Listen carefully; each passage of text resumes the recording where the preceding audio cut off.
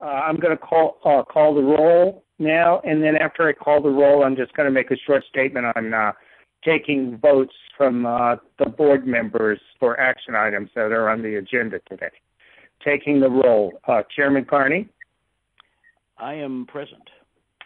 Member Carolina? Present. Member Fernandez-Ketchum? I'm here. Member Freed? Present. Member Golden? Present. Member Sue? Member Shaw? Present. Okay, thank you. Mr. Chair, we have a quorum for the meeting. Going forward for the action items on the agenda, the protocol, I believe, which is best for us today, is when we take a vote for action items that each member be called by name to get their vote.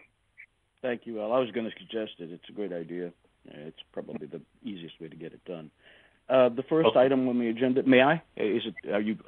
Yeah, we have a quorum. We have a quorum. No, that's it. Thank you. We have two quick items.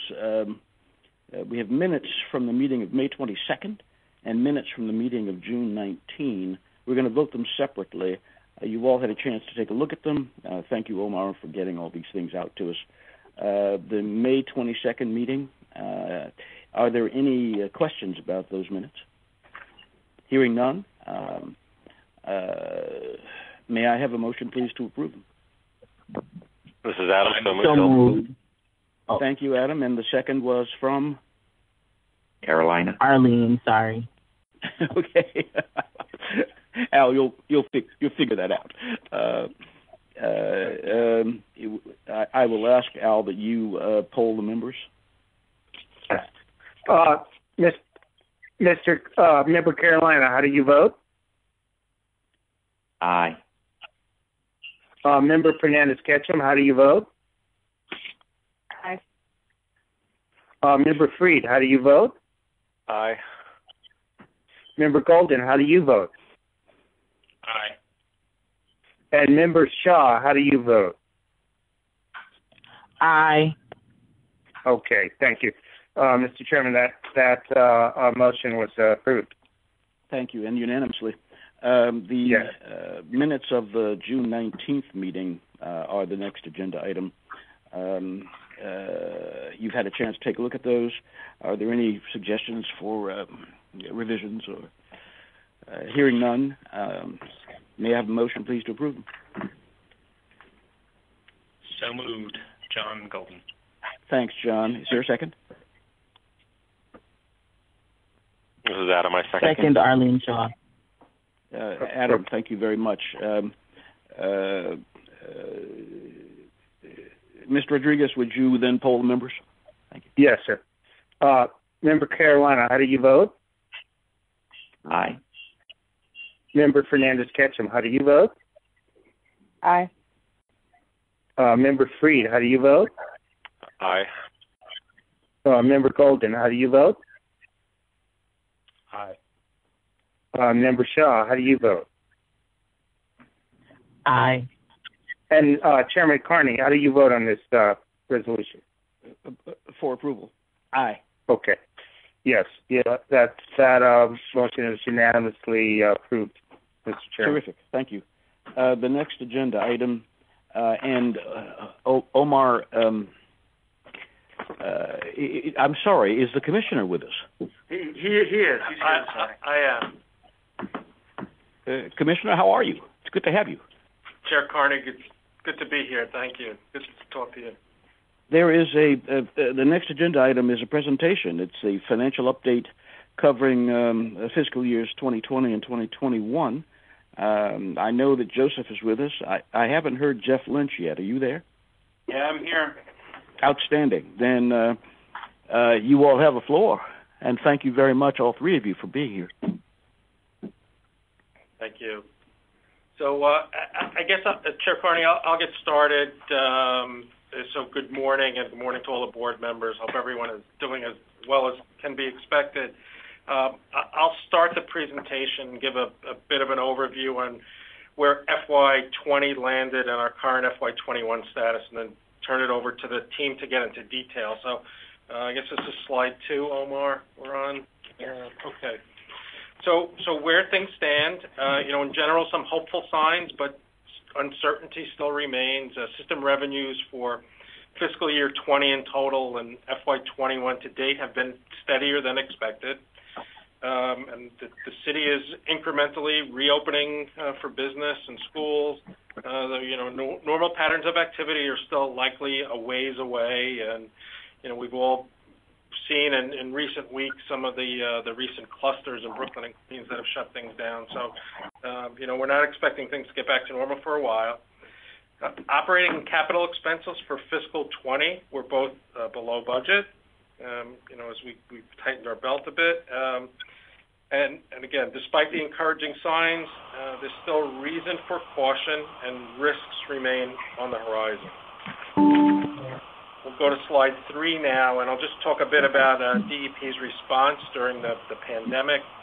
So since March, water and wastewater operations have been running normally. There's been no impact to the quality or quantity of the drinking water or to the availability of wastewater treatment. The majority of our workforce has been reporting to their field assignments each day, and we've been using social distancing and PPE. And for our support staff, we've been using remote work arrangements, which still remain in effect. DEP is subject to the citywide hiring pause and furlough policy, but is not currently subject to the possibility of changes to the size of its workforce that performs functions funded by utility revenues. Still, the city is looking at all aspects of cost structure, and guidance from the city could change that in the coming months. As mentioned earlier, the agency is implementing expense savings and efficiencies. Cash management procedures are in place to contain discretionary expenditures during FY21. And we have been discussing with our environmental regulators whether portions of mandated capital work can be reprioritized in light of the financial and logistical challenges presented by COVID. So now I'll turn it over to Chief Financial Officer Joe Murin to get into details on fiscal 20 and 21. Thank you, Commissioner, and good morning, Thank you. Carney. Thank you very much, Commissioner. Yeah. Thank you. Thank you. And thank you, Chair Carney. Good morning, and good morning, board members. Thank you, Joseph. Thank you. I'm going to go through and also have, where needed, Omar and Jeff step in, to speak to their respective areas. But as you can imagine, COVID-19, and I'm on slide 4 of the presentation now, the FY 2020 review. So COVID-19 has had an extensive and significant impact on the city during fiscal year 20.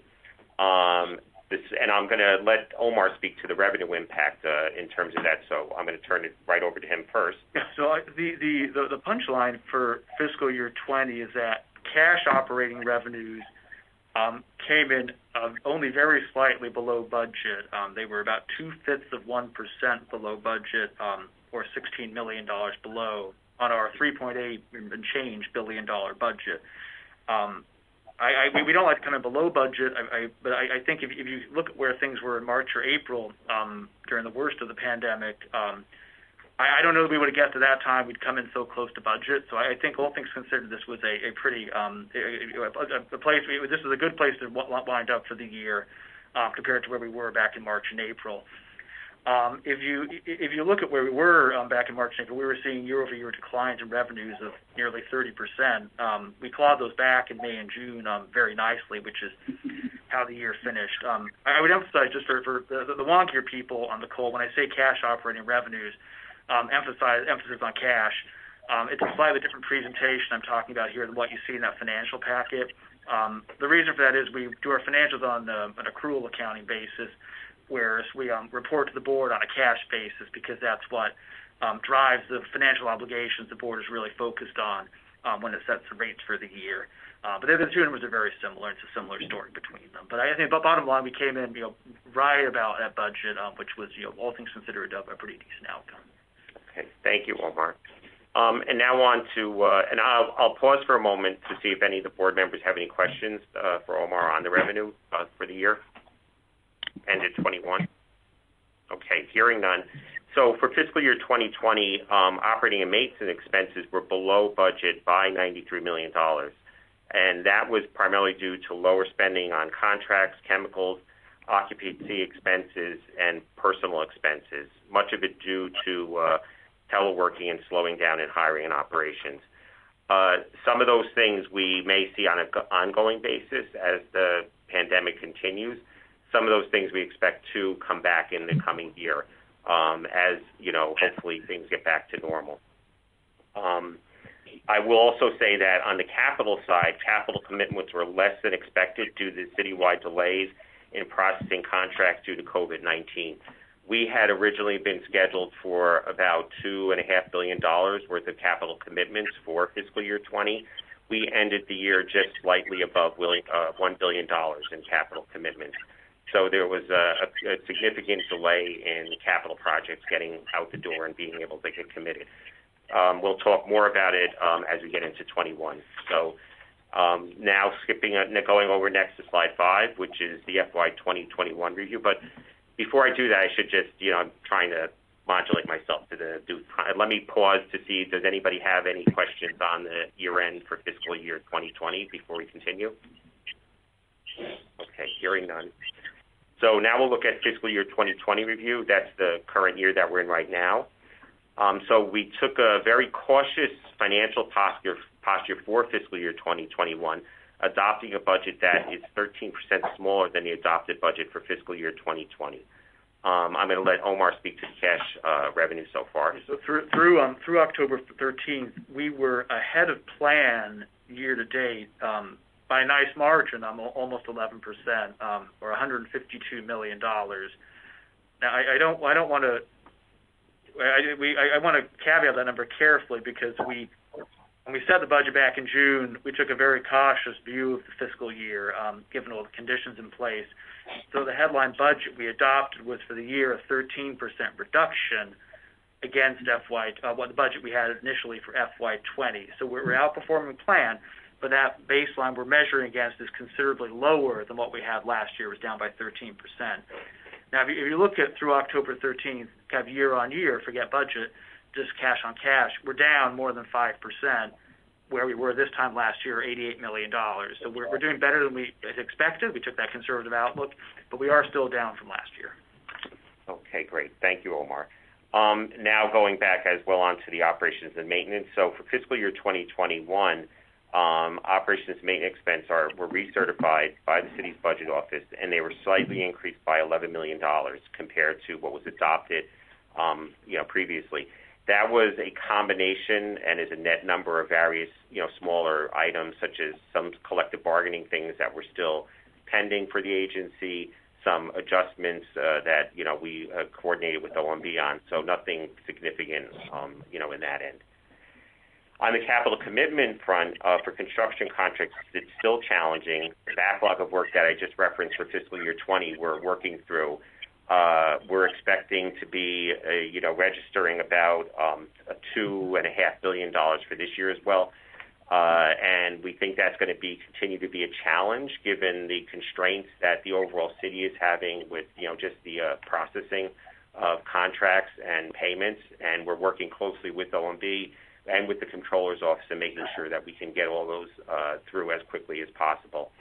However, it does mean as we displaced work from fiscal year 20 that moved into fiscal year 21, work from fiscal year 21 is being displaced into fiscal year 22 and having a ripple effect out there. So that was kind of the context of the earlier statement about where we're talking with our regulators, because given the constraints in our ability to manage the magnitude of all those capital projects, we're having to figure out how we can best balance those to both assure that we're continuing to meet our mandated requirements, but also being able to continue to do our basic work on state of good repair, particularly out in the wastewater treatment plants and up at the reservoirs and the upstate water infrastructure, as well as in city sewers and water mains.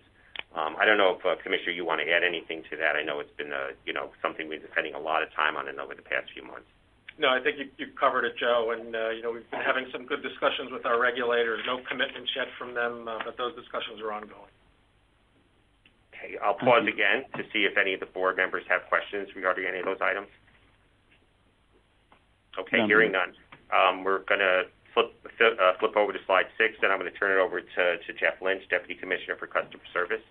Hello, everybody. I'm going to discuss the impact of COVID-19 on customer payments quickly. We've seen an increase in customer delinquencies since the beginning of the pandemic.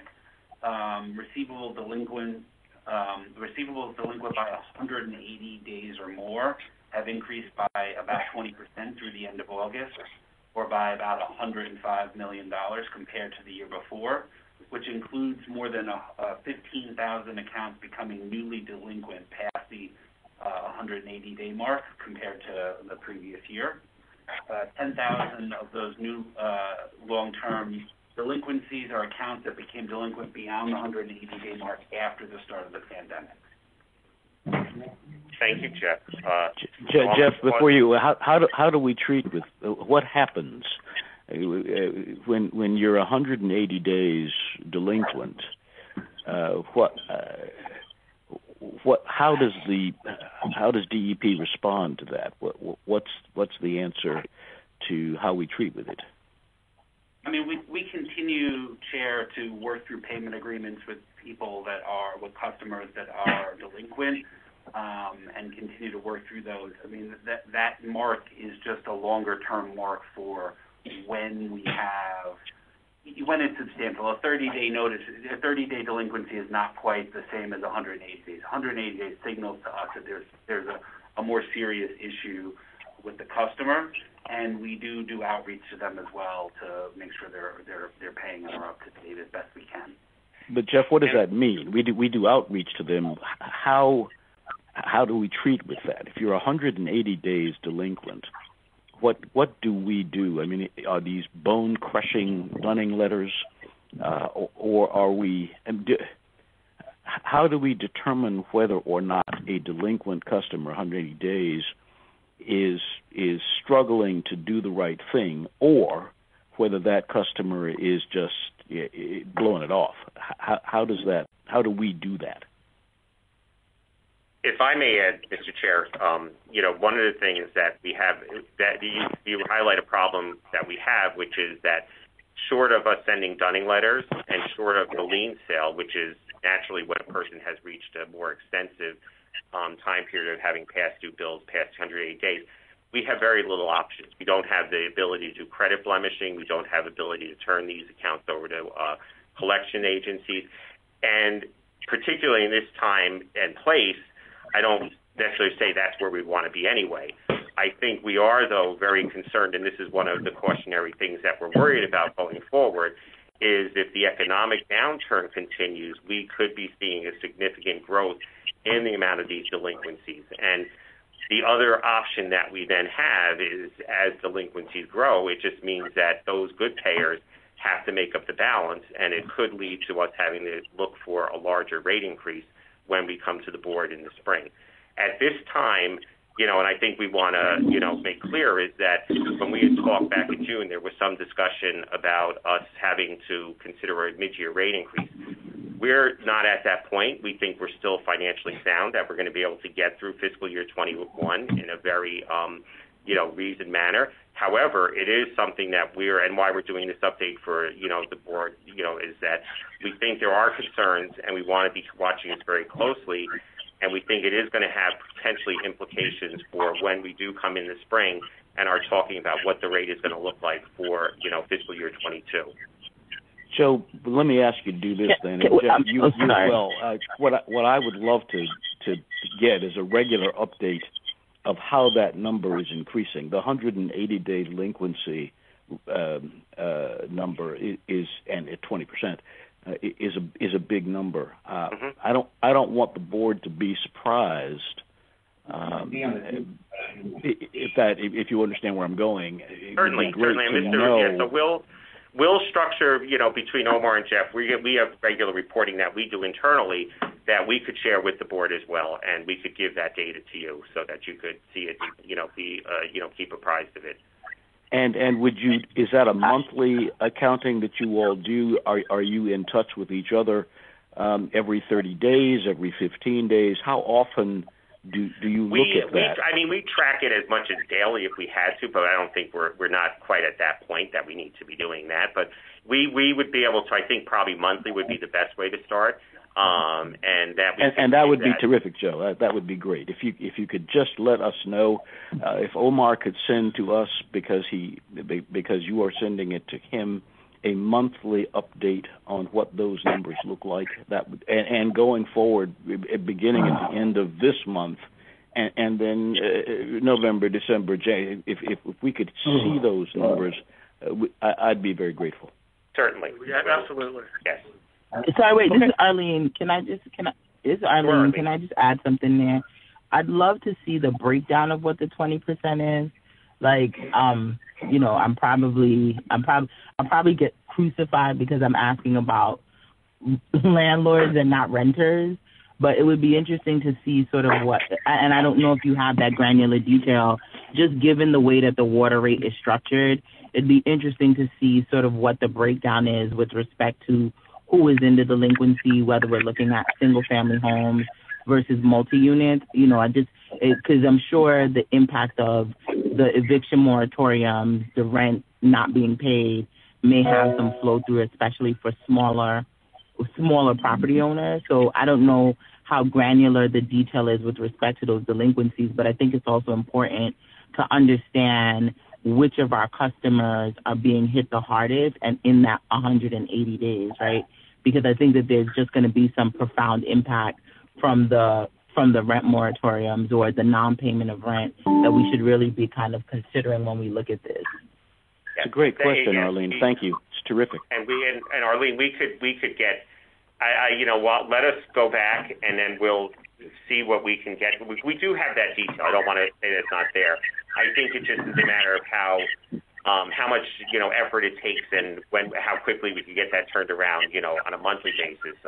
I don't think it should be a problem, but we'll structure something and then run it by the board and see what level and how much or how little is going to be productive for you to be able to go through and digest and be able to work with.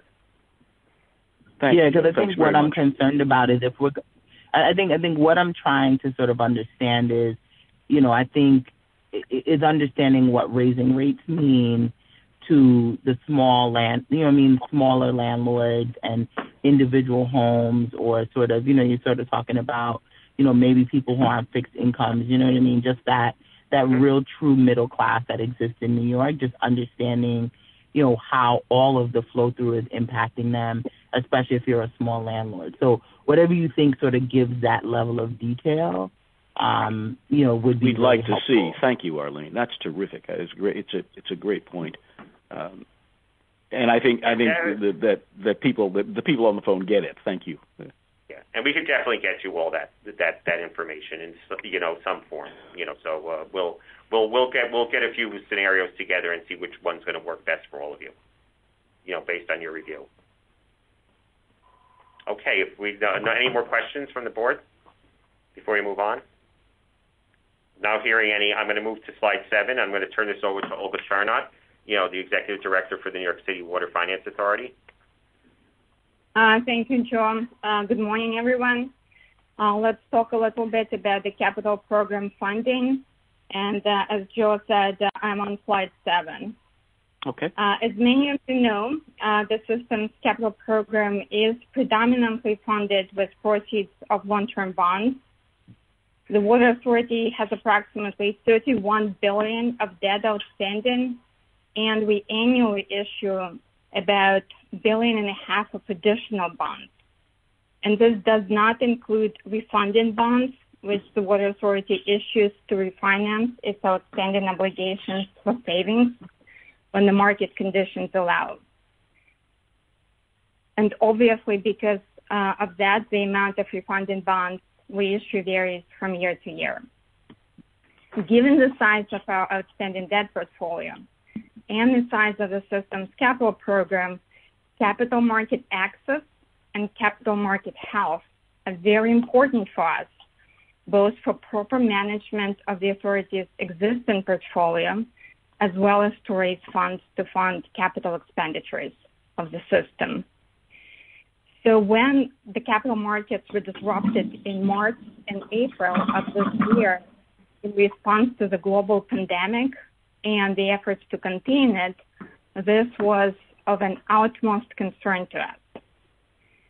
You can see this disruption on chart on slide 7 in the form of the sharp spike in interest rates. Basically, the rates essentially tripled in a very short amount of time. At the time, it was seemingly overnight spike. Wow.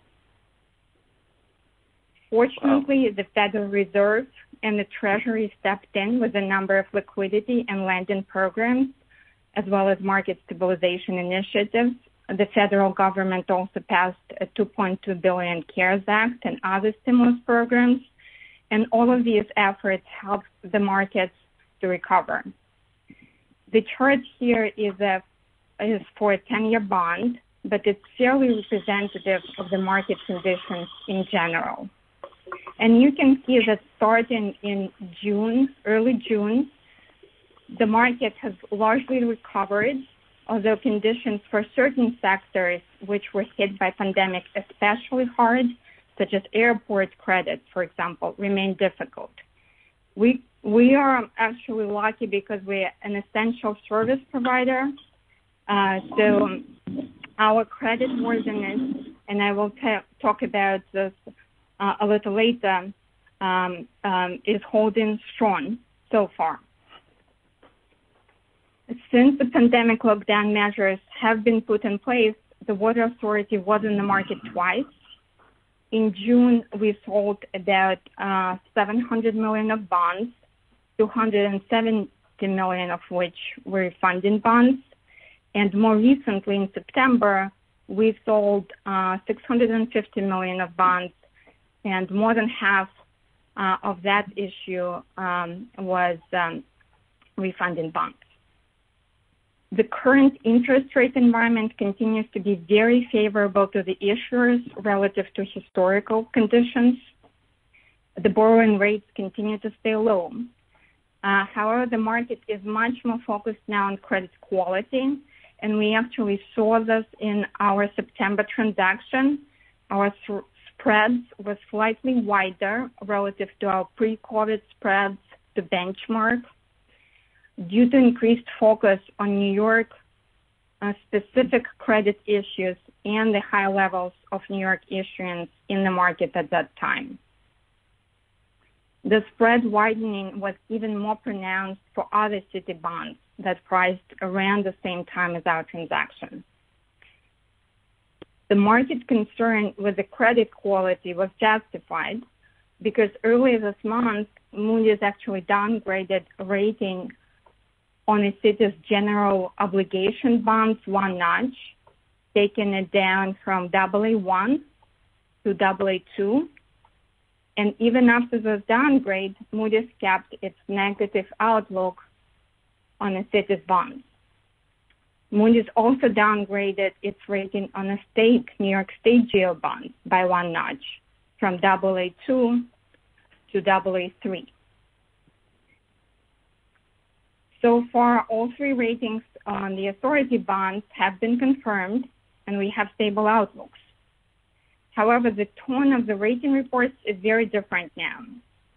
And I would say that for the most part, the rating agencies are taking a bit of a wait-and-see approach. They're very closely monitoring the impact of the pandemic on the city's economy. They're also looking at how our revenues are performing and at our overall budget. They're paying close attention how conservative we are in our budget assumptions and how the system is coping with the added pressure of the rental payments to the city and how it's all ultimately translating into debt service coverage levels. So to sum up, yes. Just on that point, sorry, this is Arlene. I've been having my own issues with the rating agencies recently. So question, do you feel like in your opinion, and if you can't answer it, that's fine, it's more idiosyncratic to the approach the rating agencies are taking due to the lack of visibility on COVID, or do you think, just listening to the fact that we're on budget, we're on plan, do you think the downgrades are more idiosyncratic to what they can't predict, or because of actual performance of the agency? I'm not sure. It's Al. I'm not sure I understood the question. Would you forgive me? Because what I've been finding is the rating agency. Yeah. So what I've been finding is the rating agencies are kind of taking positions because they don't know what's happening with COVID.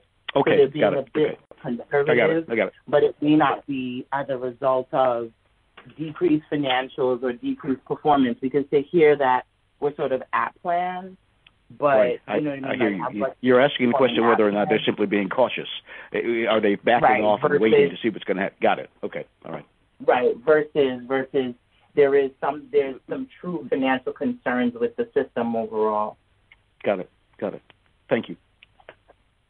I would say that it's probably a little bit of both, right? Because no one knows how the situation with the pandemic will develop and what the ultimate impact will be.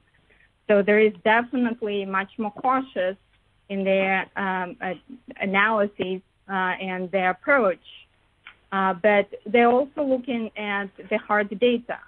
And, you know, the big factor in the stability of our ratings is the budgetary conservatism, and Omar talked about this earlier in the presentation.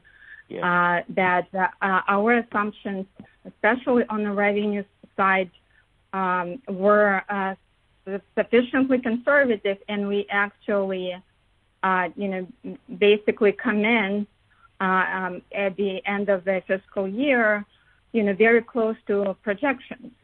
And that's a big positive for them. There is definitely concern with the rental payments. The city, as you know, didn't ask for any rental payments over 17, 18, and 19.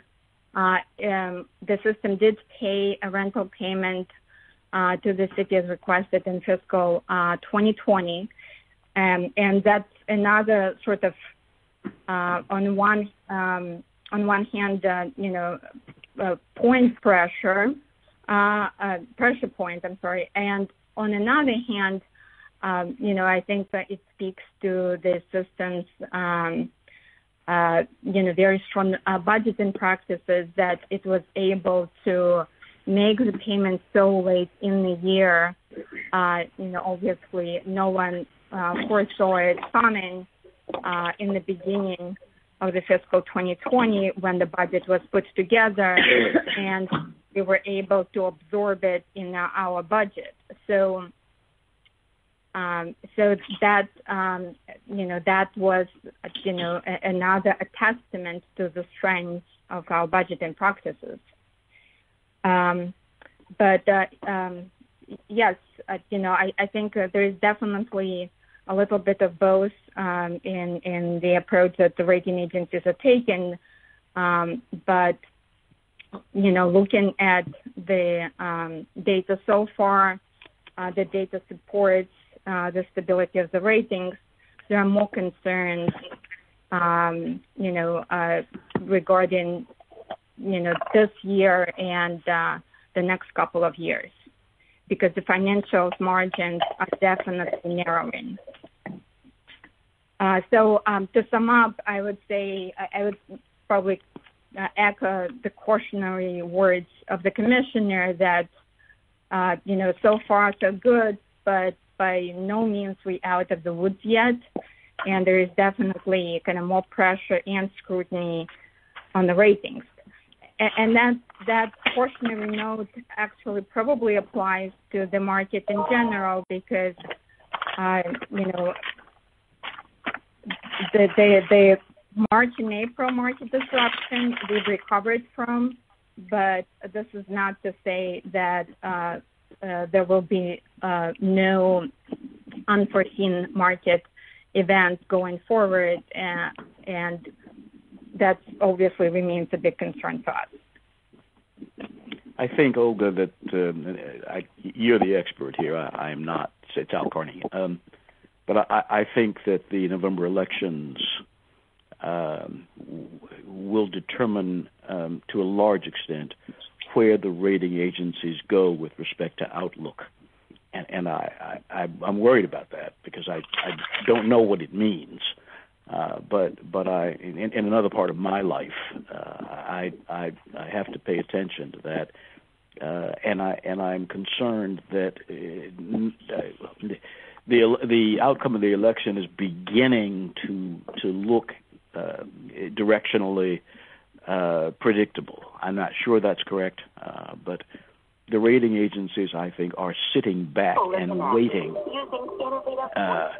to see what happens before we see any on their part any real predictability. But fingers crossed. We'll see where it goes. Mr. Chairman, may I just add a question and a comment on the financing issues? Yes, sir. Of course. Thank you. First of all, thank you, Olga, for all of your hard work and your clear presentation. Very much appreciated. One comment that I have, and it is too preliminary, I think, for this to be in the form of a question, but it's a comment and it's something that I think is worth paying attention to. And it relates to Arlene's question about the sort of general pessimism and whether that creeps into ratings for instrumentalities that have more steady cash flows. Somebody on the phone has you're moving papers on a desk, and it's we can hear it. So thank you, Mr. Chair. So this question about whether entities that have a relatively more secure flow of revenues may be adversely affected by a general sense of concern about COVID in the financing world. And the point I wanted to make, which is not a question at this point, because I don't think that the issue is sufficiently ripe to raise a question, but I just want to make sure that that you and your staff are keeping track of it, is something that has come up in a different context, and namely that is the question as to whether the revenues issued by the revenues to which authorities and bankruptcy remote authorities at that are entitled can be grabbed if the main political entity is in financial extremis, which ends up linking the fates of the two, even if there are pledged revenues to support one entity as opposed to sort of general obligation considerations for the other. And in that regard, I just mentioned that the authority, I hope, will take notice of a recent decision by Judge Swain of the Southern District of New York, who's sitting by designation in the District of Puerto Rico in connection with the bankruptcy of the filing of the Commonwealth, I should say, under PROMESA. And Judge Swain has ruled that the funds that would otherwise flow to the Puerto Rico Highways and Transportation Authority and the Puerto Rico Infrastructure Financing Authority are not subject to a lien when they are, at the time they are collected by the main polity, by the Commonwealth. And therefore, that creates a lot of interesting and complicated issues. At this point, it's just a district court ruling. It's on appeal before the First Circuit. And I do not know the case is being brought by bond insurers who have insured the revenue bonds because they have not been permitted to have the automatic stay lifted so that they can go after those revenues that would otherwise be attributed to those agencies and to which those agencies would otherwise be entitled. And so I just ask that the relevant folks at the authority just make sure to keep track of that and think about that and figure out how that might affect our borrowing and any disclosures that might need to be made. I realize it's in a different jurisdiction, although it is before a judge who normally is in the Southern District of New York, but it obviously will have significant consequences for special revenue bonds in other jurisdictions. I don't know what those are, but I just wanted to make sure that that's on the radar screen of the authority, just in terms of what's going on in the market. And that's just a comment. I don't expect any answers on that because it's a very recent ruling, and as I said, it's on appeal and it's in a different court. But I just want to make sure that there's focus on that. And then the question it's Al. It sounds like that's a question that should be posed to the senior legal counsel for the Water Finance Authority. He or she is in a far better position than those of us on this call to understand the significance of your. It's not a question, actually. You're right. It's your comment. But maybe Olga can put you on with somebody who, or maybe it's Ms. Cohen. I don't know the answer to that. I don't know who the chief legal counsel is for the Water Finance Authority, but it sounds like your comment is one that should be raised with that person, and then later on there can be conversation about it. Does that make sense to you? Well, at this point, I don't have a question. I'm just raising. No. I know it's a comment. I get it. Olga's aware of it and can make sure that the relevant people are keeping track of it. That's all. Okay. Cool. And that's a fair comment. Bankruptcy remote opinion and bankruptcy remoteness of the system is a big factor in our ratings. So this is definitely something that we are tracking as well, and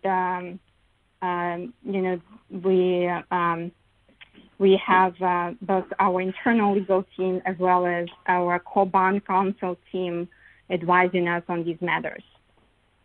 Great, thank you so much. I just wanted to make sure that there was focus on it, especially when you noted that the city's rating had been changed and ours hadn't, and we obviously had historically thought of and I assume continue to think of the water bonds as bankruptcy remote, but this obviously introduces complications, so I just wanted to make sure that clearly folks were watching it so that the right disclosures could be made at the right time.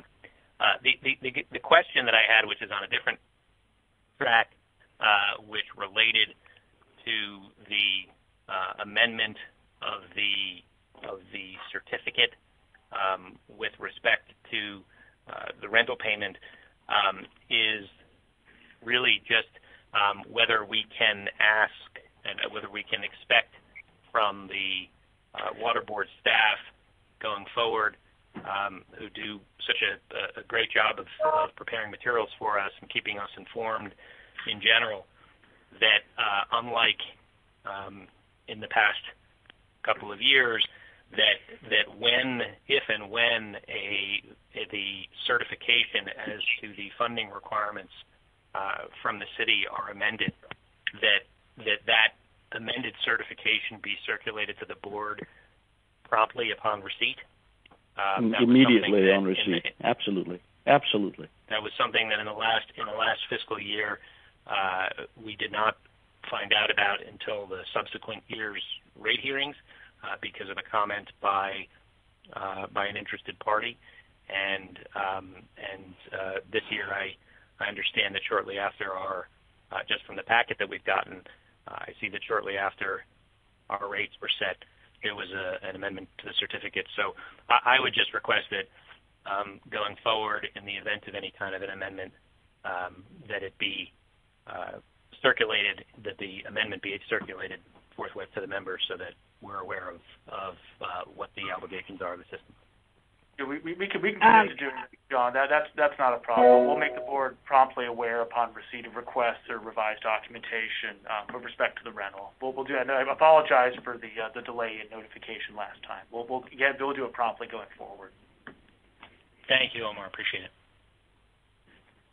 And actually, this is the perfect segue into the rental payment discussion, which I guess Joe will cover, and that's on slide 8.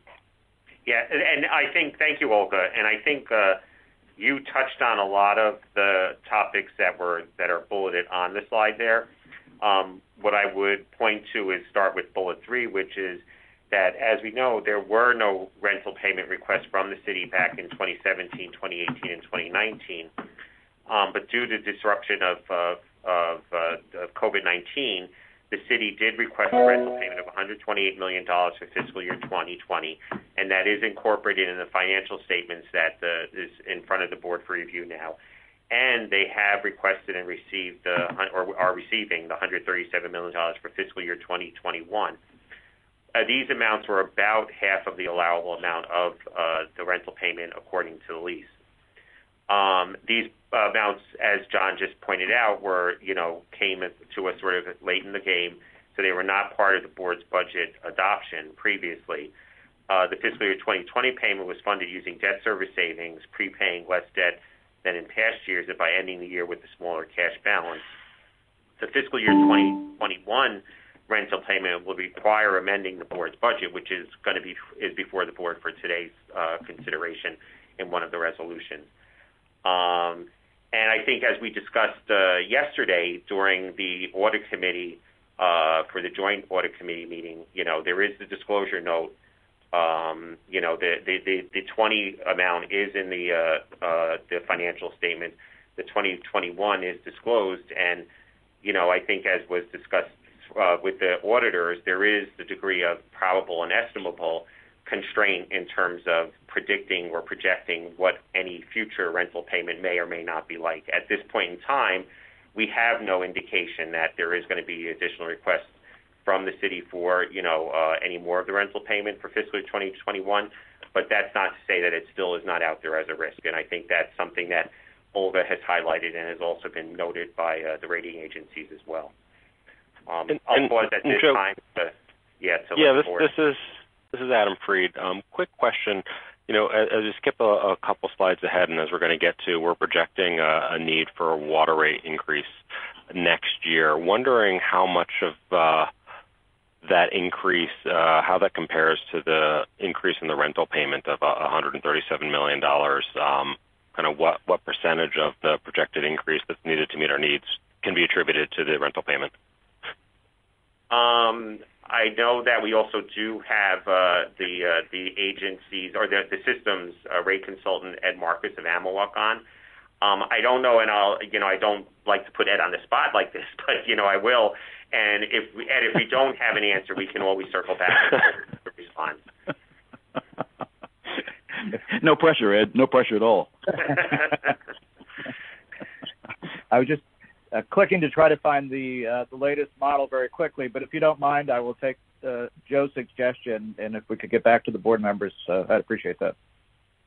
That's perfectly fine. Thank you very much. Yeah, and that's great, and that'll just, for me, an important thing just to make sure that we're aware of as a board, the public's aware of, and others, as this is a big factor. Yeah, definitely. Thank you, Adam. Okay, unless there's any more questions on the rental payment or on Olga's presentation, I'm going to move on to slide 9. And this I'm going to turn over to Jeff Lynch again. So I'll do an update here on the lien sale for this year. Since 1996, DEP and the Waterboard have participated in the city's annual lien sale, secured by delinquent water and property tax bills, which generate as much as 10% of the board's annual revenue. We began the pre-sale notification for this year's lien sale in February.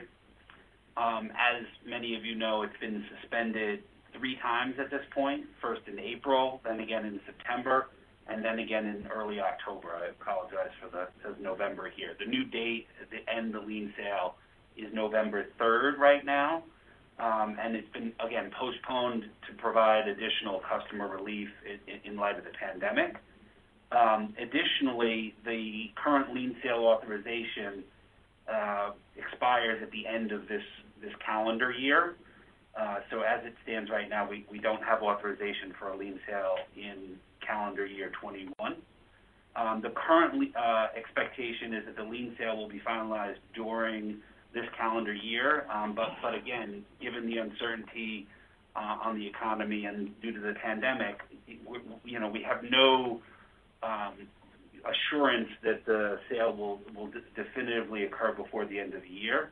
And while we certainly are going to continue to pursue a reauthorization for next year, there is uncertainty as to whether that will be reauthorized for the next fiscal year. And if I may, I'd like to add on to what Jeff had said, that this is, again, one of the cautions that we're being very aware of, because as referenced at the very first bullet, we have not had a situation where we haven't had a lien sale since 2007. And, back then when we did have the loss of the lien sale, that was, I believe, the last time we had to contemplate the issue, the possibility of doing a mid-year rate increase, because the immediate impact would not be felt, in fiscal year 21. But if we do not get a reauthorization of the lien sale and it goes on for any extended period of time, that's the reference point in the first bullet about where it could be an impact of as much as 10% of our revenue being lost due to what we already highlighted, which was the growing level of delinquency in payments. And that's very, very concerning to us, because as I also noted before, the lien sale is our most, productive enforcement tool that we have at this time. And it's a very, constrained, situation right now. We want to balance our responsibility to, providing all of the residents and our ratepayers with the vital services and keeping that as economically viable as possible. But it's also critical that we do collect the revenues that are, essential to support both the operations as well as the capital program and the debt that's necessary for the capital program. So this is very, very, concerning. We think that we're going to be working very closely as the administration with the city council and, be able to get that. But it's a very, difficult point right now, as we could all understand, by, elected officials to want to be, responsive to the needs of their constituents and not, having to be, imposing harsh, what some may perceive as harsh, collection measures on, at-risk homeowners and small property owners. I'll pause there for any comments, questions from the board. So it occurs to me that the board needs to be aware of of the measures that we take, measures we undertake, to satisfy both sides of that equation. On the one hand, we're talking about water, and on the other hand, we're talking about revenue. I recognize that this is a difficult time, and the COVID madness has taken us all to very, very difficult places. But I would like for the Water Board to understand what measures you institute, what measures DEP must institute, in order to satisfy both sides of the equation. And I've not paid a lot of attention to that, but it's becoming more important to me as I talk to people in New York who are having huge financial difficulties, not our fault, but it is important to understand. I think we need an ongoing understanding of how we are treating with the need to collect the dollars, and it's essential that we do that. I get it, from people who are just unable to pay.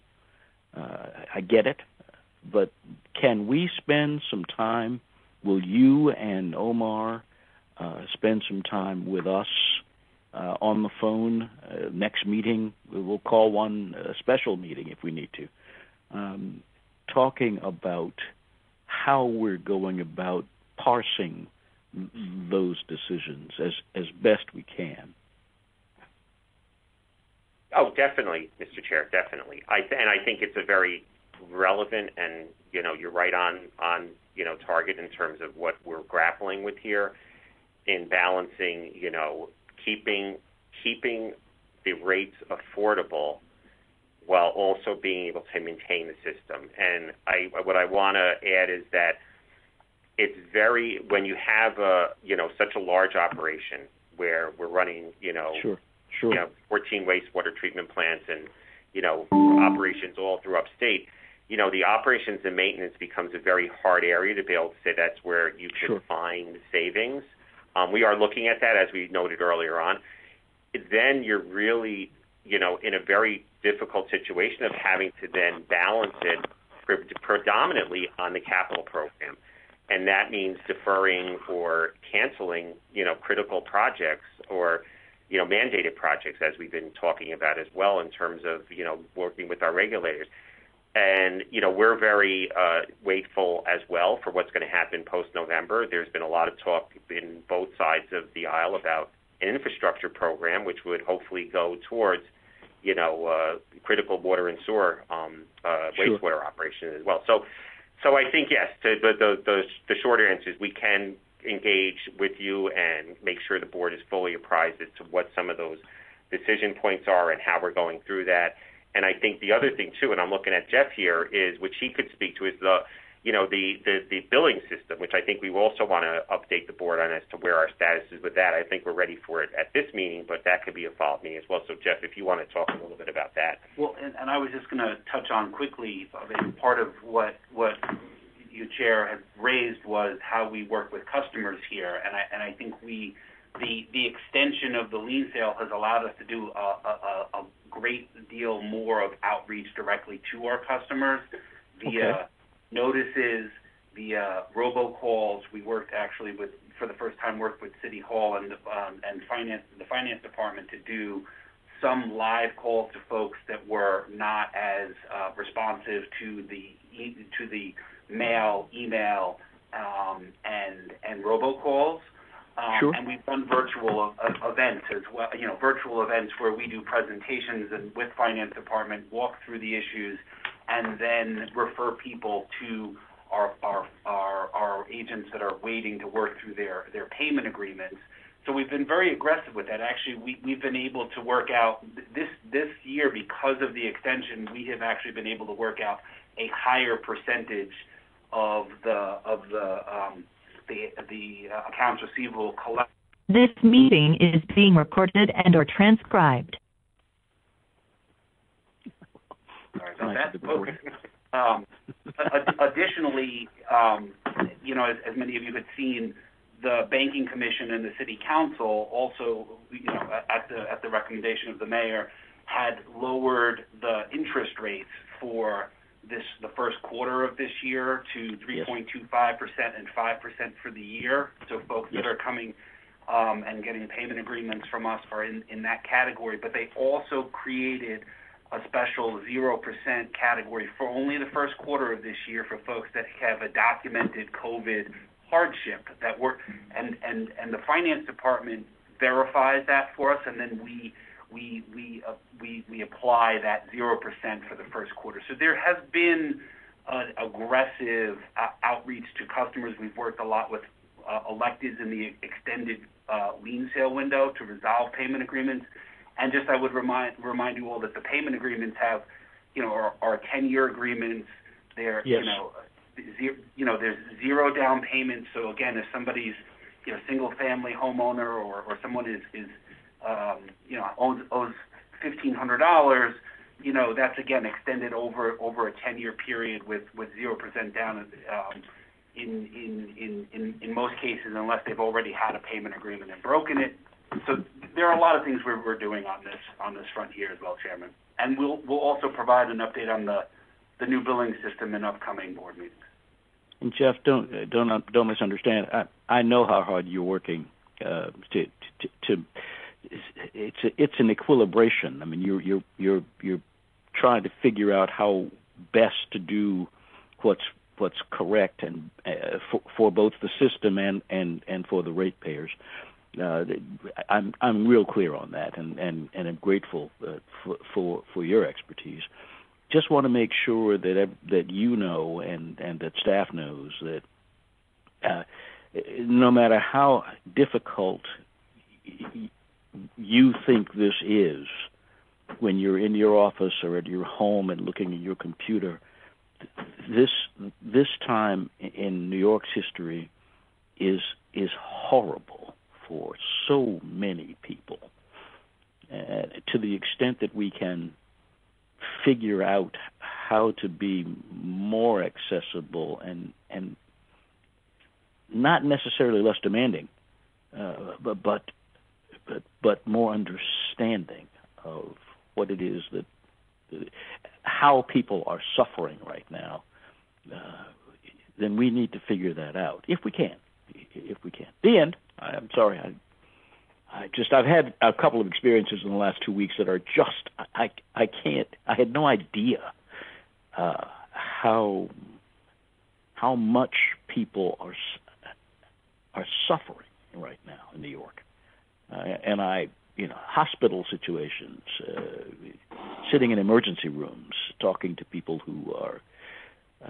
Nobody raised water as an issue, but money is the issue, and we just have to remember to stay aware of those folk who are at the bottom rungs of the ladder, if we can.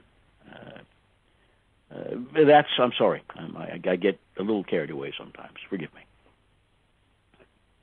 No, thank you, Mr. Chair. I think we definitely want to talk about those types of measures that we can take because we think there are other things we can be doing, and we want to. And I know you're working hard on it, Joe, and I know that you're coming up with solutions. But as I said, it's an equation. There's water on the one side and revenue on the other, and we have to figure it out. But thank you for trying. Thank you all for trying. So now moving on to slide 10, and I think as Adam had sort of jumped ahead a little bit, but effects on the water rate projection. So as of right now, the system's current projection, and I want to emphasize this is a projection for next year's water rate increase, is 6.1%. Yep. This estimate reflects an increase from the projection of 3.8% that we previously had for fiscal year 2022. That was in place prior to COVID-19 pandemic due to the reduction in board's revenue base as one result of the pandemic, as well as the board's decision not to increase water rates in 2021. So, I want to remind that I think the last projection for fiscal year 21 was 3.8, which was deferred, and with the topic we just had in light of the COVID and affordability, I think we made the board made the wise decision to defer any rate increase for fiscal year 21. So this is kind of a catch-up, but it's a little less than the two of those rates combined. So, and it is, as I said, a projection. We will work to try and keep this down, but I also do want to caution that some of these factors we're talking about could push this higher as well. So we do want to be aware that there's an upward risk on this as well. I open it. Thank you so much, Joe. Just a quick. Yeah, I just had a quick question on that. And I appreciate the chair's comments and all the really hard work on the part of Waterboard staff and DEP more generally. What do we anticipate that 6.1% amounting to in absolute rather than relative terms? How much of a gap ballpark are we talking? I'm not asking for specific numbers, but do we anticipate that we're going to need to close by virtue of that, ballpark 6.1% increase? If you were to project, where we are, if you looked at where we are now versus plan, with the outperformance, you apply that to the full year. It would be close to around in the ballpark of a $200 million revenue pickup. The rate increase would work out to on projected base. That would take you. Let's say you came in at 3.4 with the outperformance, and you added the 200. That would take you back to 3.6 on the operating revenue side. Now remember, we were doing 3.8 2 years ago, so it's still kind of climbed back to where we were. But it would be worth. If the outperformance picks up, it would be worth around in the ballpark of $200 million. Thank you, Omar. And the one other question I have, and that's, I don't know whether it's for you, but it may be as well, is what does this project in terms of what the system's lease obligations will be for the prospective year? You mean for the rental payment, Jonathan? Yes. The assumption is that with what we paid for fiscal year 20 and 21 is the end of any increased rent, any rental payment. So there is that added risk that if there was the request for either an increase to 21 or a request for 22, that would have to be incorporated into and would impact this rate or out year rates. And thank you so much. I would just say that this is something that came up in the joint audit committee meeting, and I would just mention it here as well. That I hope that we determine, along with our auditors and rate consultants, as we do that budgeting, what the right way to treat that potential liability is, especially given that it is now changed in mid-course for 2 years in a row, how that ought to be treated for accounting purposes, and therefore what reserve, if any, ought to be taken.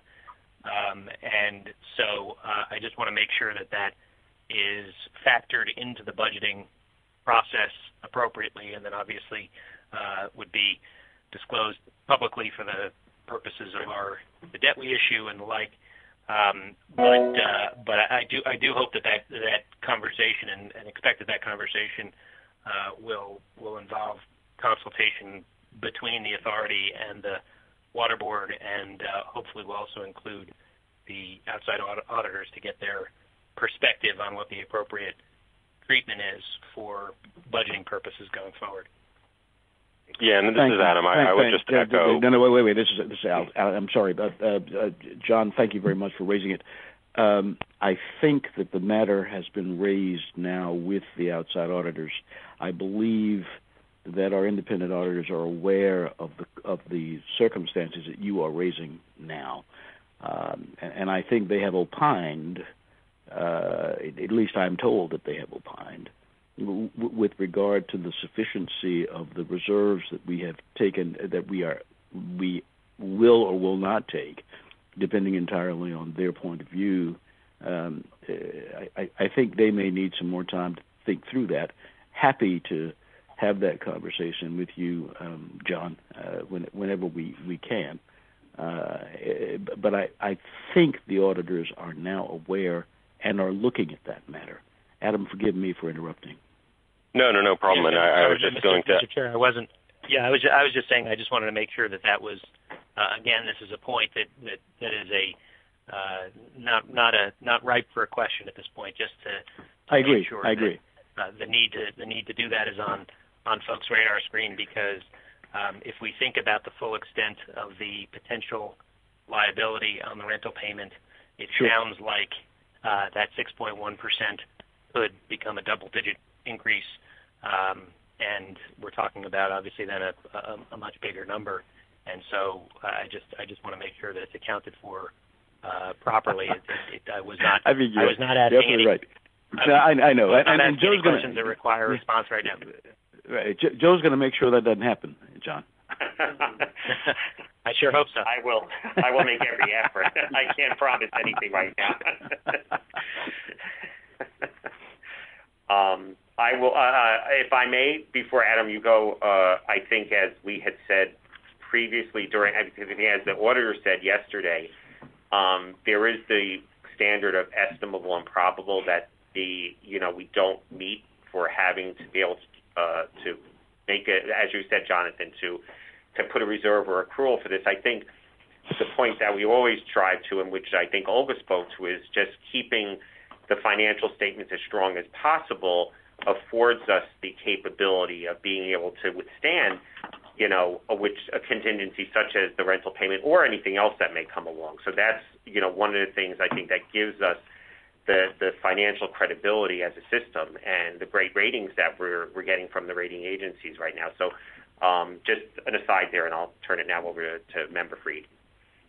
Yeah, thank you. I would just urge us, given the kind of large size of the rental payments and, the fact that in the past 2 years they've returned, and I would not expect a strong upswing in our economic outlook in future years as we deal with the economic fallout from the pandemic, that we just err on the side of caution as much as possible so that we don't end up soaking ratepayers with even larger increases than we anticipate or they anticipate. So just as we work with our auditors and as we work with our own budget analysis and rate consultants, I just urge us to be as conservative as possible on the return of the rental payment, given the fact that we've seen it now come back twice, and we don't know what the next administration will choose to do or who the next administration will be. Absolutely, Adam. Thank you. Hearing no more any other questions, I would go to slide 11.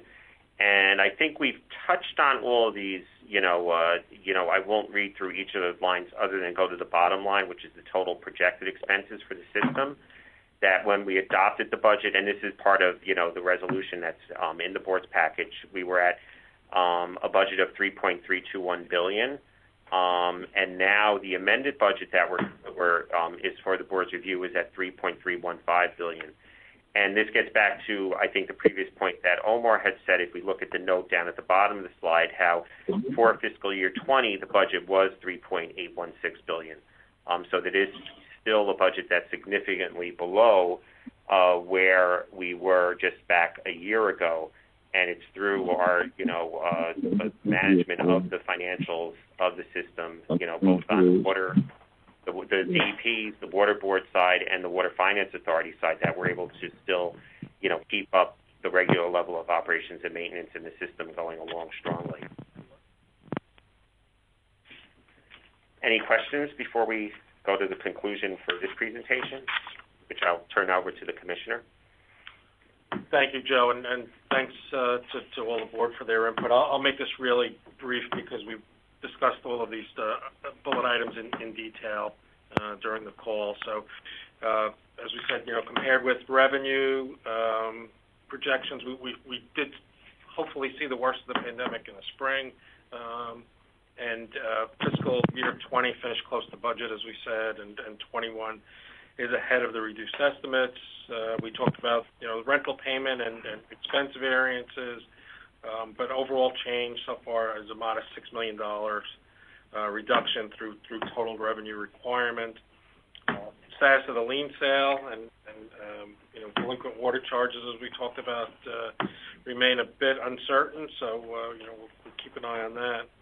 And then finally, as businesses and offices and schools gradually reopen, it's our expectation that the economy will improve and household incomes will go up and payments will go up. But again, there is uncertainty as to when that will happen, how long it will take. So thank you.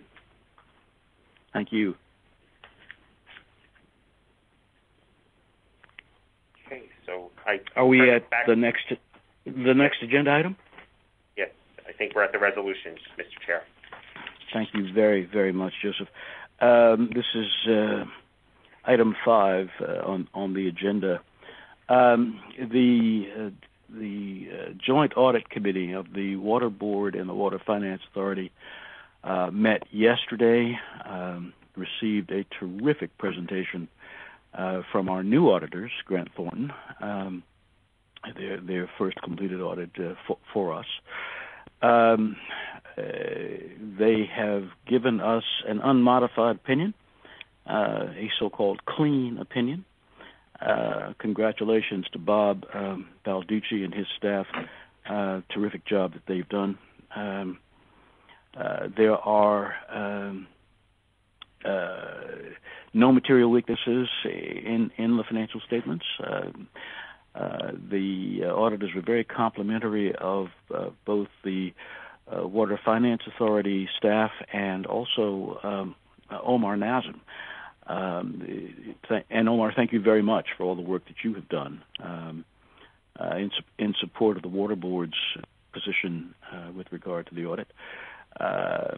We, as I say, it's a clean opinion. The Joint Committee voted yesterday to recommend to the boards of both the Water Finance Authority and to the Water Board approval of the financial statements, and that is the resolution that's before us now. Adam Freed and John Golden were both there yesterday. Do you all have comments about the meeting or about the audit? This is Adam, none from my perspective. Thank you, and Adam. This is John. Same. Thank you. Okay. Same from my perspective. Thank you. Okay. Thanks very much for both of you. Barring other comments, what I would like to have from this board is a motion to approve the financial statements, to approve them ultimately for release as well. May I have that motion?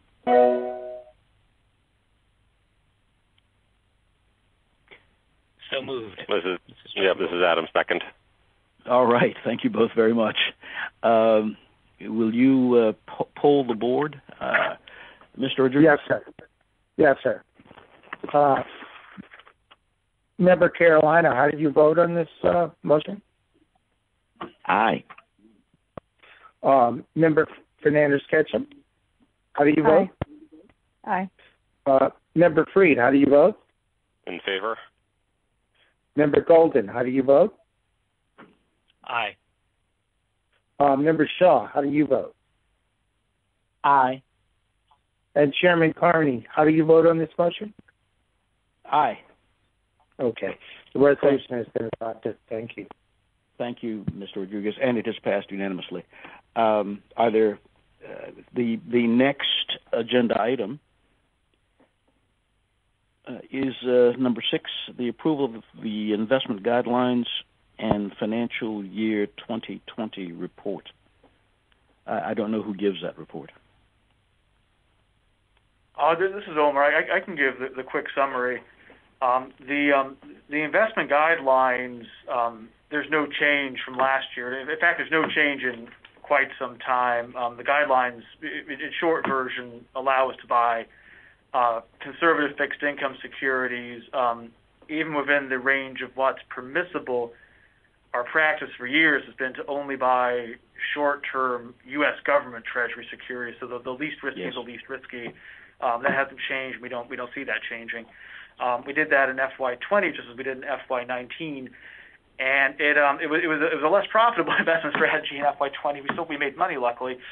We made $6.4 million in investment income last year, which was less than the FY19 number of $9.8 million.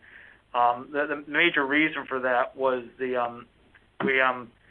buy most of our bonds in the second half of the year, and if you look at what the average yield was in the second half of FY20 compared to FY19, it was a lot lower. It was about 0.6% on the 1-year Treasury compared to 2.4% the year before, which is about a reduction of 75% in the average yield. Now, the amount of investment income we got was actually only down by 1/3, and the reason for that was we had some capital appreciation on the older bonds. We bought at higher yields. It went up in value as the market yields fell. So we're making less on the new stuff, but we had some gains on the old stuff that offset a lot of the deterioration. So $6.4 million was the number for FY20, which is actually compares favorably if you go back even further in history. It's just down from FY19. But I think that's a summary. It would be the portfolio made money last year, less than 19, more in line with prior years, and no change expected in what we're actually buying, which is the short-term U.S. Treasury securities.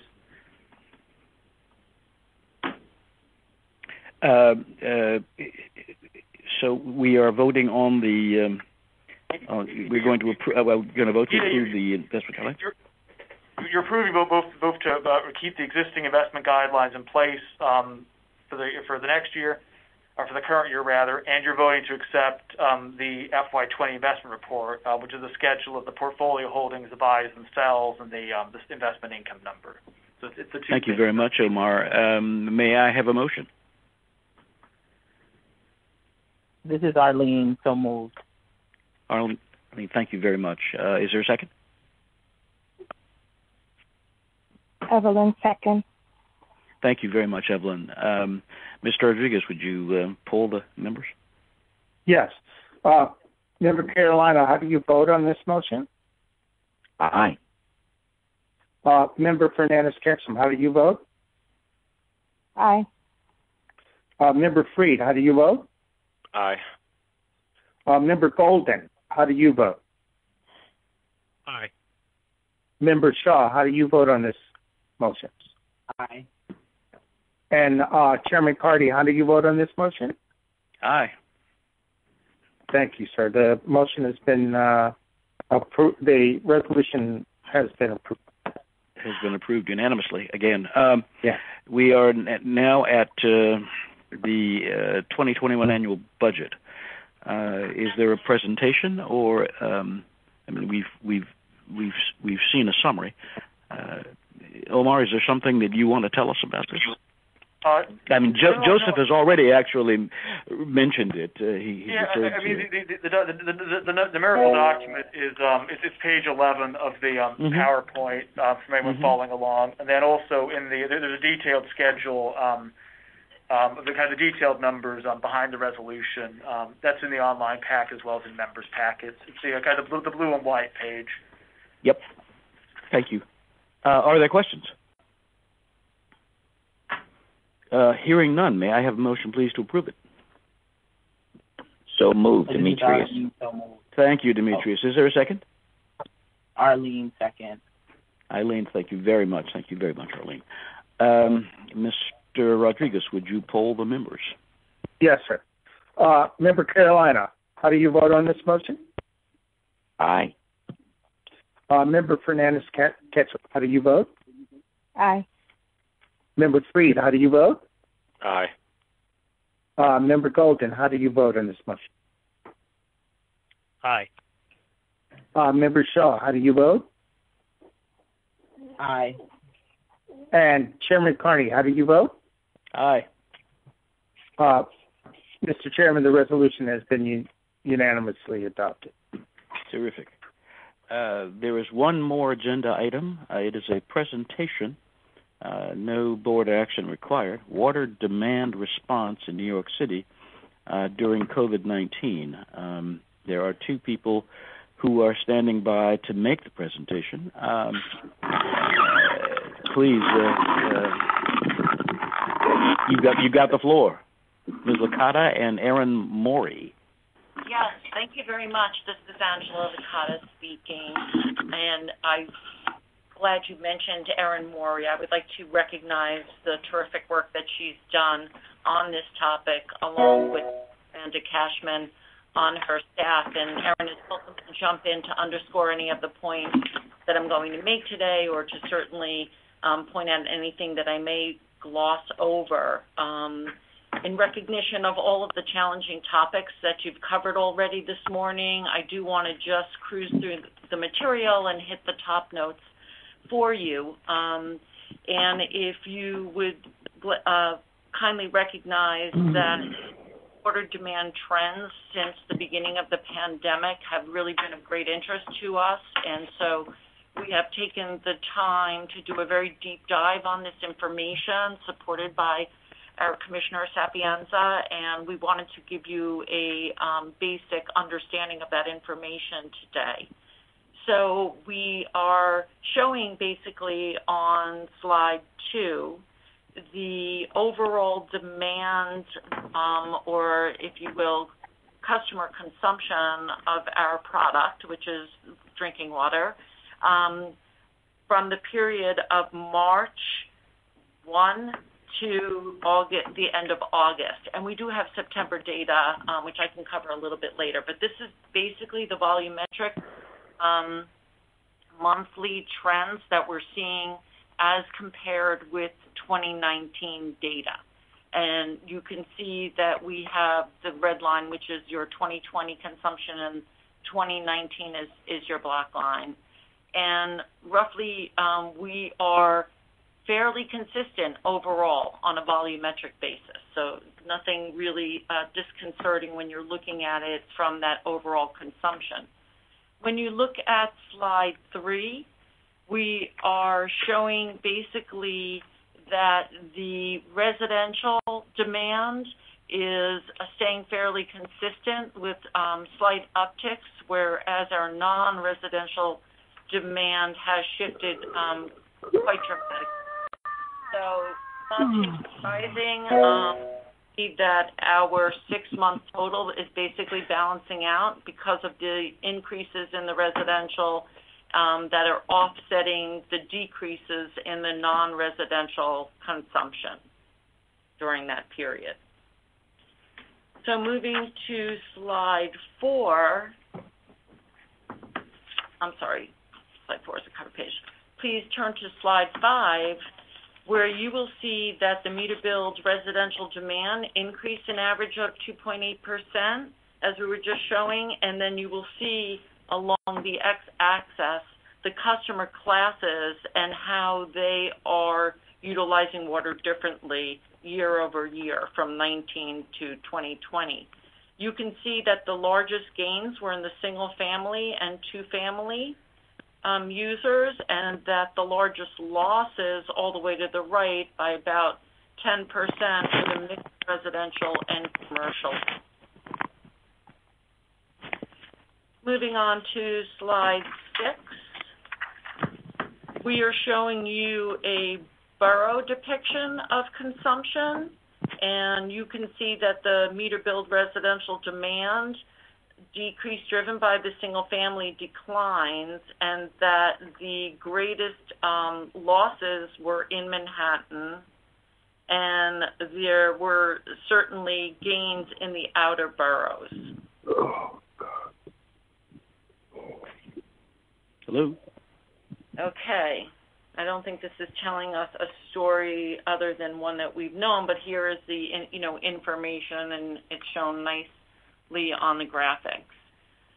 So slide 7, we're showing you the meter billed non-residential demand decrease of an average of 28% year over year, and we are showing you the subsectors that gained or lost.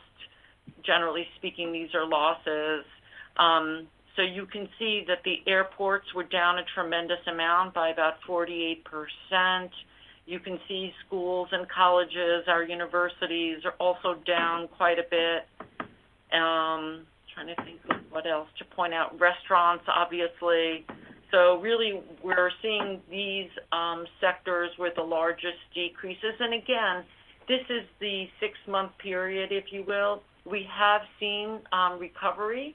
So the declines occurred during the height of the pandemic, and with the reopenings, we have seen gains and recovery. Ms. Licata, it's Al Carney. Would you help me to understand the difference between healthcare and hospitals, just so I have a sense of, obviously hospitals are down minimally, healthcare down minimally, but help me to know what those two things mean.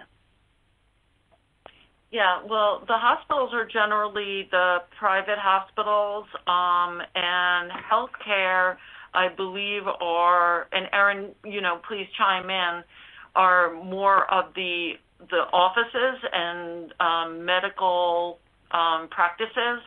Is that right? Well, I see. Doctors' offices, is that that sort of thing? Well, I'm sorry. Why don't you all help me to know rather than having me speculate? Yeah, I can jump in here, Angela. This is Erin Morey. So healthcare includes like clinics and smaller, outpatient facilities, whereas hospitals are the larger hospitals that we have in the city. Yep. Okay.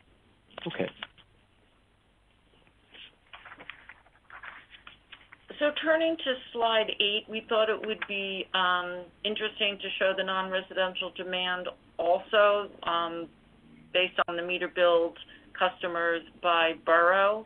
And again, you can see the trend as the largest losses are occurring in Manhattan. However, there have been some large losses in the Bronx as well, and that has mostly been as a result of industrial users.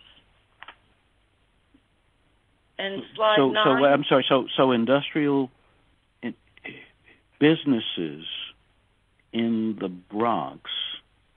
Well, I guess the non-residential users in the Bronx, Brooklyn, and Queens are all down an average of 25%, probably.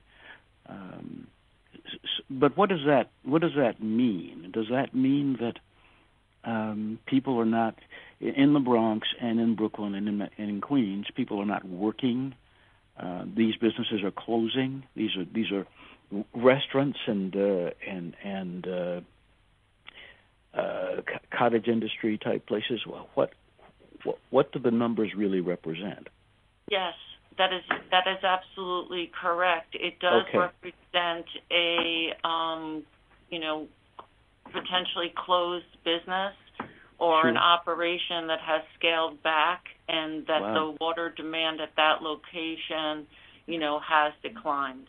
And again, that's huge. They're big numbers. Yeah. However, again, we have seen the recovery. So we saw the steepest declines, and we're giving you a 6-month average. But we have been somewhat impressed that there has been recovery with the reopening. Okay. Well, thank you. Those are tough numbers, but if you're seeing an upswing in the graph, if the curve has actually gone positive, then it amplifies the point I was making earlier that people are just in trouble.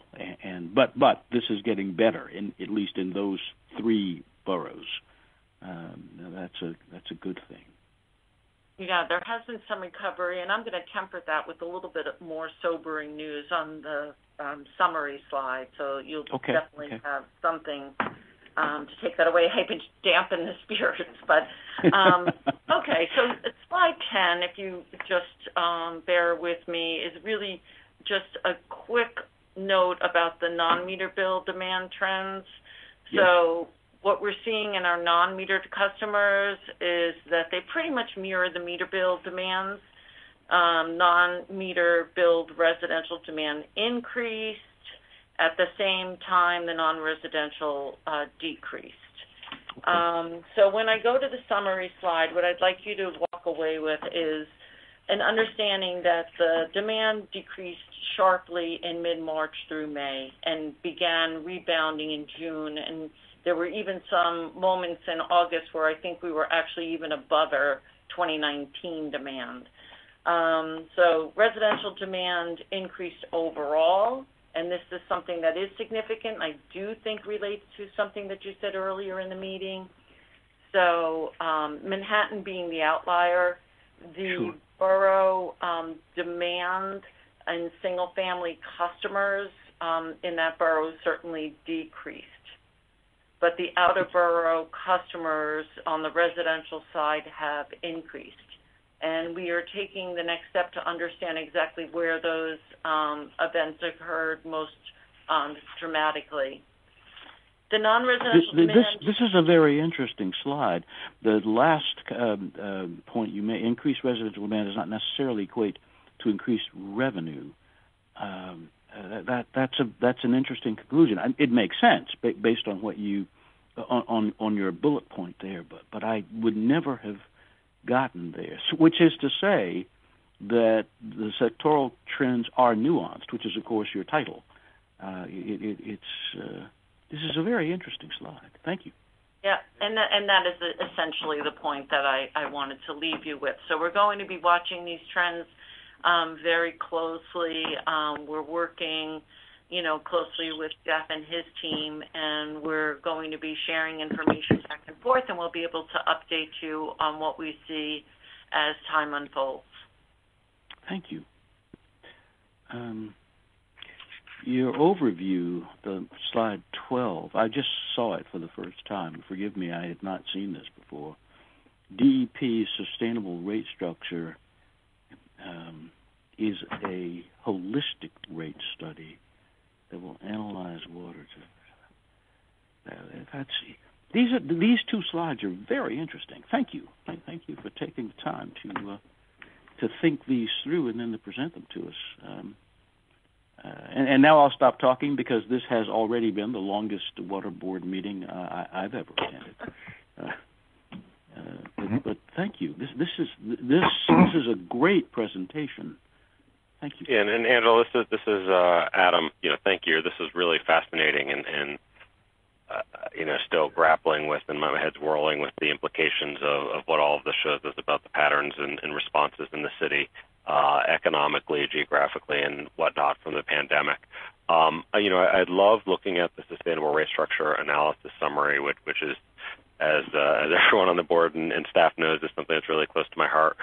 Would love maybe at the next meeting if we could dive a little bit more in depth into this and the update on the customer billing system, because these two things are really intricately linked on what we can do with the findings of the rate structure analysis with how the billing system's designed, and just understanding the timing of those. And, given that this is a 3-year study, at what point can we anticipate results that we can begin thinking about as we think about future rate structures and engaging the public in this, which is really important to make sure that they're engaged in the analysis and the studies that's going on as educating and engaging the stakeholders who are ultimately paying the different rate structures will be critically important.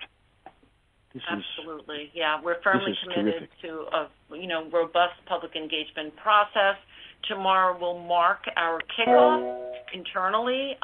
So we have been directed, and we have really hit the ground running on this study. So absolutely more to come. Omar has already indicated that he would like a briefing for the board at the next meeting, and we will certainly do so. Amazing. Thank you so much, both to you and to Omar, for proactively knowing I was going to ask that. Yes, we all knew you were coming, Adam. We knew that you were going to be there. Thank you so much for engaging on this. This has been a terrific meeting. It has been a long meeting, but we've covered, and particularly, everything in this meeting was important, of course, but this last presentation is something that I will look forward to getting more information about. Adam, thank you for engaging on this, and I assume you will encourage Ms. Licata to do what you need to have to do for the 3-year study. And somebody has decided that we should have John Philip Sousa on the... Sorry. I hope that everybody has a great day. I actually think that was Raymond Scott who orchestrated the Looney Tunes. No. I thought there was not going to be public comment during this meeting. Well, so we've had one. Playing the Looney Tunes theme may have been an implicit comment. Maybe an implicit comment. Is there any other business to come before the board? Yeah, Mr. Chairman, it's Al Rodriguez. It's come to my attention that I did not ask you for your vote on the resolution approving the minutes of May 22nd, 2020. How did you vote on that? I approved. I was an aye. Okay. Thank you very much. Thank you, Al. Thank you very much. I want to thank everybody for coming. May I have a motion, please? If there is no further business to come before the board, may I have a motion, please, to adjourn? So moved. Thank you very much, John. Is there a second? Second. Evelyn. Thank you, Evelyn. Mr. Rodriguez, do we have to poll the board to adjourn the meeting? Yeah, we might as well. Yeah. Okay, all right. Ms. Carolina, how do you vote on the motion to end the meeting? Mr. Carolina? Aye. Ms. Fernandez-Ketchum, how do you vote? Aye. Member Freed, how do you vote? Aye. Member Golden, how do you vote on this motion to end the meeting? Aye. Ms. Shaw, how do you vote? Aye. And Mr. Carney, how do you vote on that? Aye. The meeting has been adjourned unanimously. Thank you all for coming.